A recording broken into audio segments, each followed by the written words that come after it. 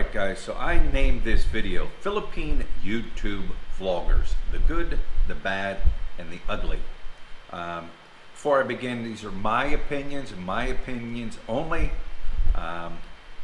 So, like I said, my opinions only. But specifically, I'm going to talk about like the Philippine Expat YouTube Vloggers here in the Philippines.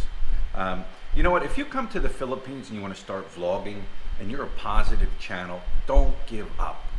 Don't give up. Keep putting videos out there. As long as you're putting videos out there in a positive light and you enjoy what you're doing, don't give up. You know, subscribers will come, views will come, everything will come. It just takes time. So don't give up. Keep doing what you're doing. Anyways, guys, let's talk about the good. Let's talk about the good YouTube vloggers out there, the expat YouTube vloggers, the ones that bring like positivity to the community.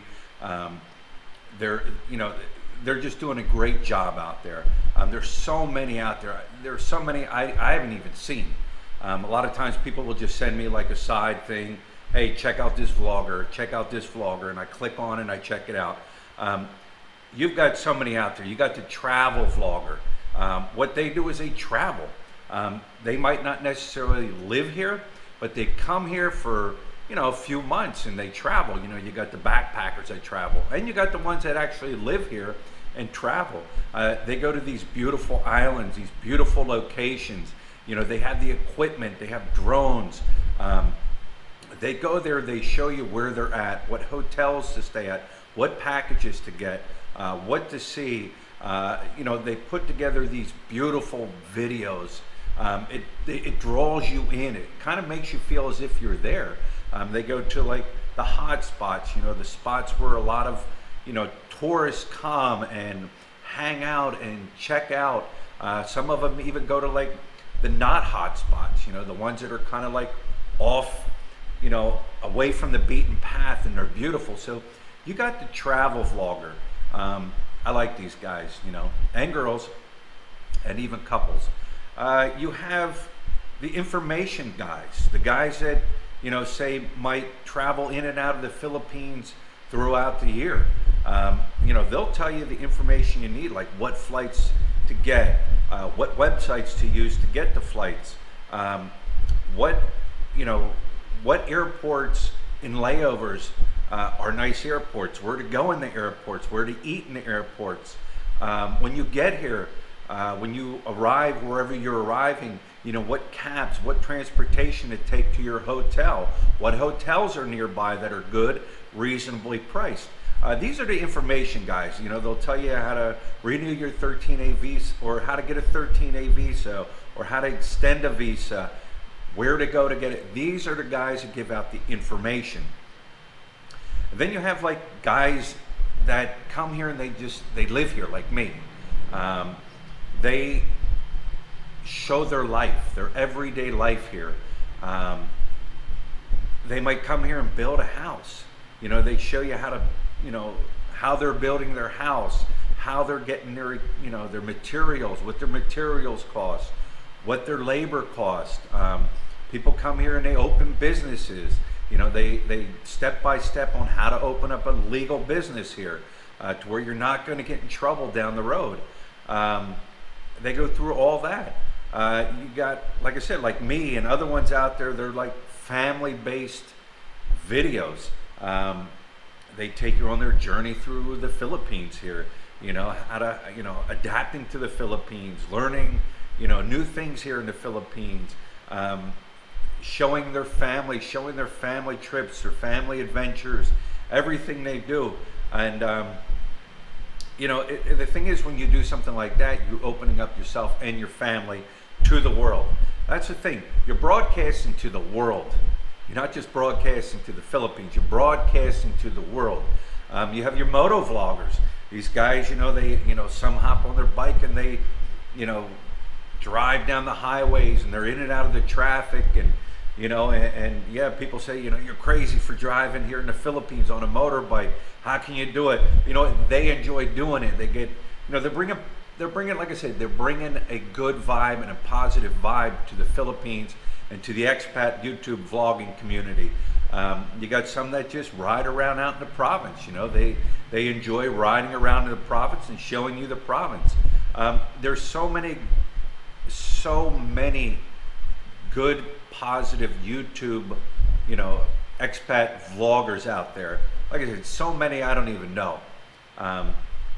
You got the ones that come here a few months out of the year, you know, and they vlog when they're here. They might come here and say meet their wife to be. They take you through the process of, you know, showing you how to get the paperwork, the legal paperwork and everything to bring their fiance, soon-to-be wife, back to their country. And then when they get back in their country where they're from, they also continue to vlog. And, you know, and they back and forth, they travel back and forth. Like I said, there's so many out there. Like I said, they bring positive things to the YouTube expat vlogging community here. All right, so let's talk about bad. And when I mean bad, I don't necessarily mean like their channel's really like bad. You know what I mean? In my opinion. These guys, they might have come here to the Philippines and said, hey, I'm going to start a YouTube channel. And they start out good. They start out, you know, bring a positivity to the community. You know, their subscribers grow, their channel grows. They get a, you know, 1,000 subscribers. You know, they get a couple, you know, 100,000 or whatever views. They're bringing positivity to the community. But along the way, they kind of like lose focus on why they started vlogging. What do I mean by that? You're always going to have, you know, what we call trolls. People that are going to troll your channel. They're going to say bad things or whatever. But as a YouTuber here, you have the ability to delete them, remove them from making comments on your channel. But along the way, they lose focus on what they started their channel for. Another channel might say something bad about them or ugly about them, and they don't like it. So they attack that channel. And then that channel attacks them back, and it goes back and forth and back and forth. And it goes on and on. And the thing I've learned from that is the channel now doesn't grow. It sits here, it stales. You lose subscribers. Yeah, you might gain some subscribers because, you know, there are some people that are into that type of drama. They're into that type of bickering, going back and forth. But they lose focus on why they started vlogging.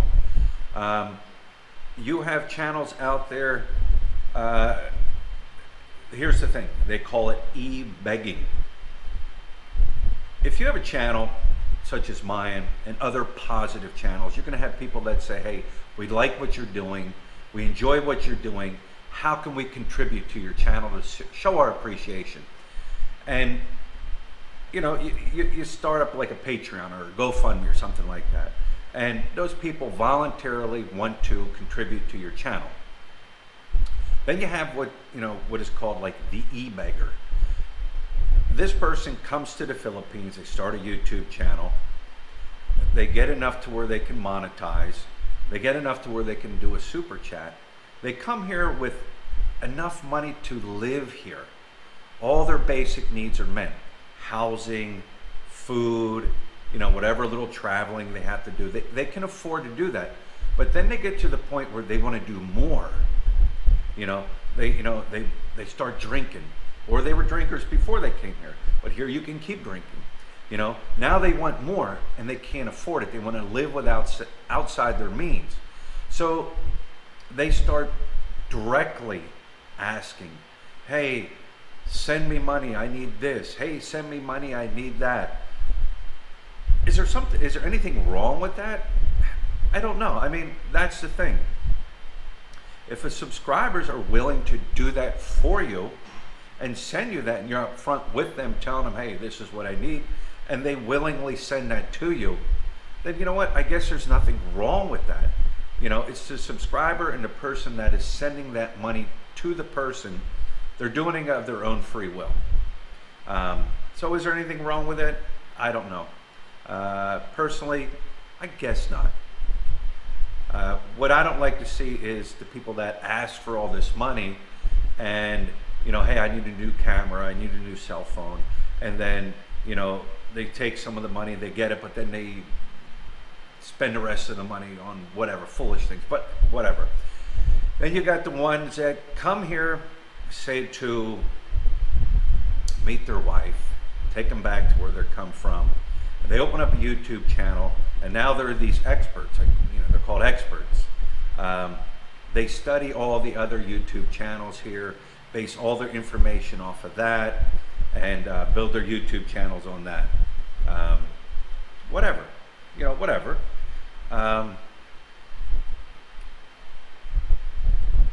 If that's what they want to do, then that's what they want to do. They're not hurting anybody. They're not harming anybody.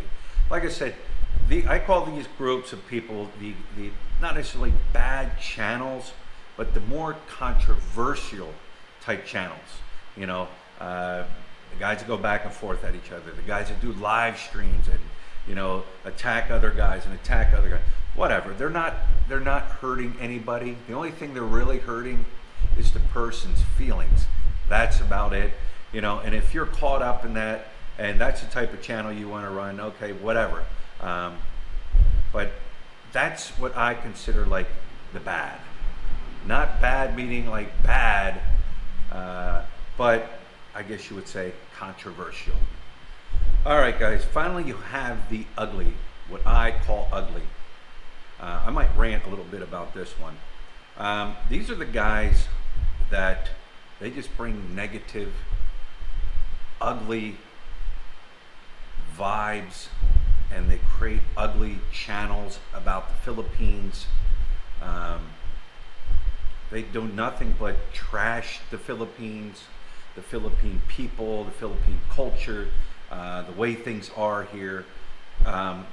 These guys are just nasty. They're ugly, filthy, disgusting channels. They are not respected amongst the Philippine vlogging community. And you know what? They don't care. They don't care because they themselves are foul, filthy, and nasty.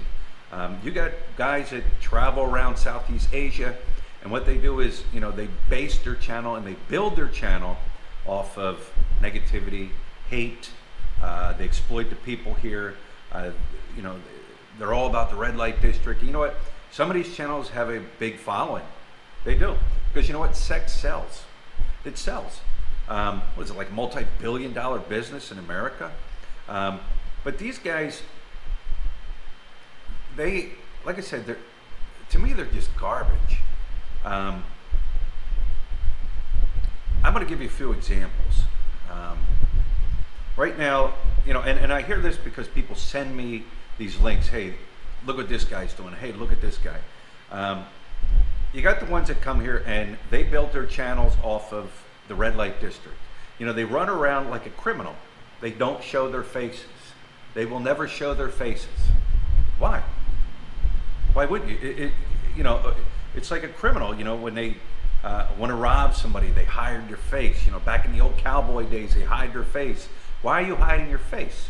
They run around, I'm a real channel. What I do is real. Well, no, what you are is you're real fake and you're phony because you can't show your face.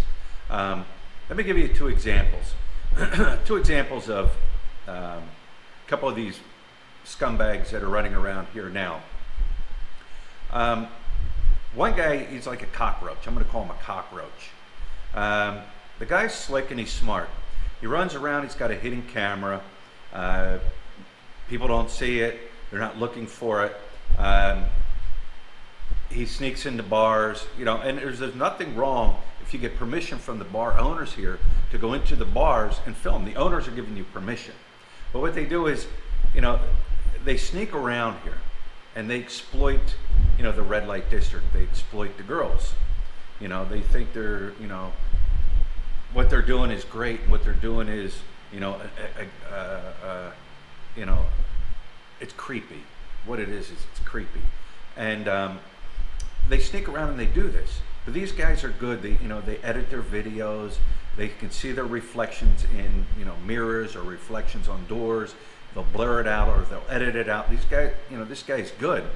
But what this cockroach is doing is he's drawing subscribers to his channel. In his channel, he is promoting his Patreon account. Come to my Patreon account. I'll give you the behind scenes. So, and then in his behind scenes, you know, he might have a bar girl doing this, or a bar girl saying that, or a girl undressing, which, you know, technically it's against the law here. What you're doing is you're breaking the law. And you might not get caught today, you might not get caught tomorrow, but eventually you will get caught. But that's what this cockroach is doing. Then you have another, I'm going to call him a one-toothed, bloated, back alley sewer rat.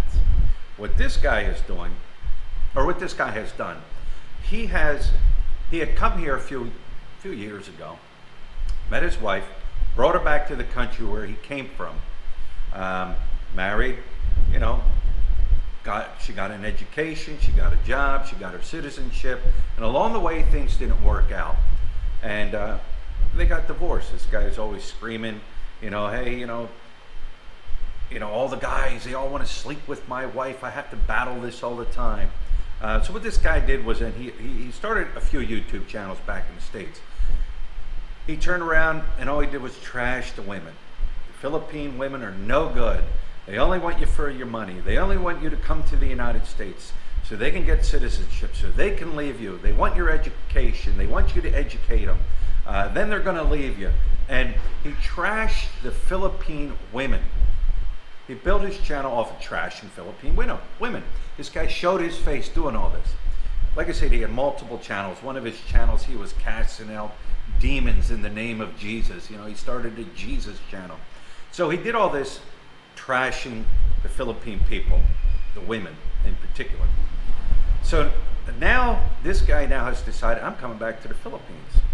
I want to keep vlogging, but I can't really show my face because I've trashed the people here. I trashed the women here. They're going to know me. They're going to see me. So he says, I'm going to, you know, he thinks I'm going to vlog, but how can I vlog to draw attention to me? Draw attention to my channel.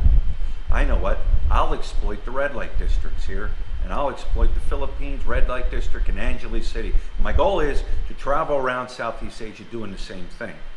So he comes here and he starts a channel, and he starts exploiting the women. He starts hanging up on the walking street, vlogging the girls, shoving cameras in their faces, going into bars, and he's not even stealth about it, you know.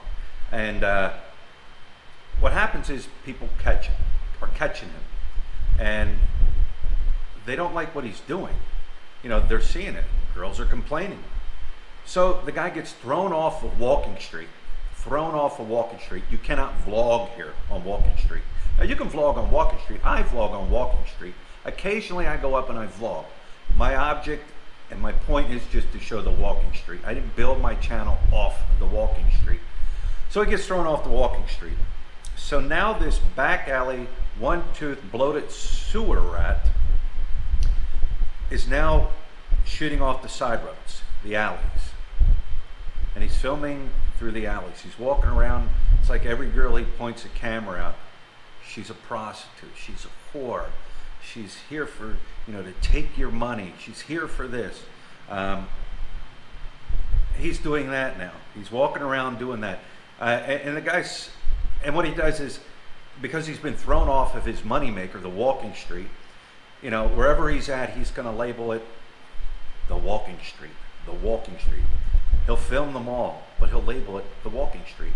He'll eat at a restaurant, the Walking Street. He'll shoot a hotel, the Walking Street.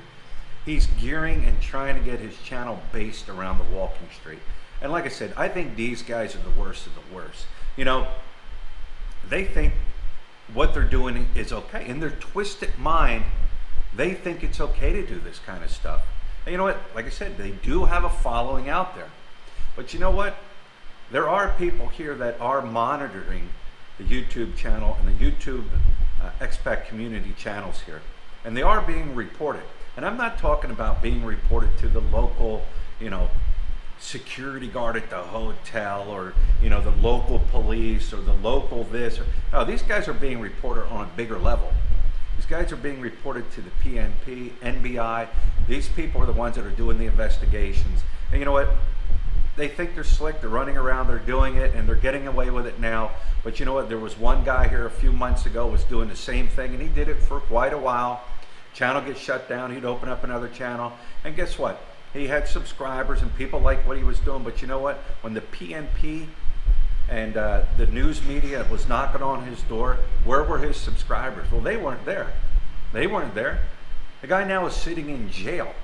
And that's what's going to happen. Eventually you're going to get caught. You're going to get thrown in jail. You're going to get busted for doing these things that you shouldn't be doing here and exploiting, the Philippines like that. It's not going to happen. But yeah, these guys in their twisted mind think it's okay. I'm doing these girls a favor. I'm trying to bring them out of poverty, whatever. And you're not going to tell them anything different. You're not going to change what they're doing. They're going to keep doing it. They might shoot out of the Philippines and get out, but when they want to return, guess what? They might not be able to return because guess what? You're in the system. Or they might get to the airport and they might get held at the airport. So anyways, that's enough of, talking about the trash here. The Philippine expat community trash that is running around. But anyways, guys, like I said, these are my opinions and my opinions only. And like I said, you know what, guys? If you come here, choose how you want to do it. Choose what you want to do. You want to, be on the positive end of vlogging here? Great. Good for you. Go for it. You're going to be accepted. Remember, it takes time to build a channel. Don't give up. Keep doing it. If you want to be controversial, be controversial. To each their own. What I like, you might not like. What you like, I like. To each their own. If you want to be the garbage, then, help yourself. Be the garbage. So anyways, guys, that is like I said, my opinion on how I look at and what I see going on here in the Philippine YouTube vlogging community. And like I said, there's more positive out there than there is negative. So we'll talk to you guys later.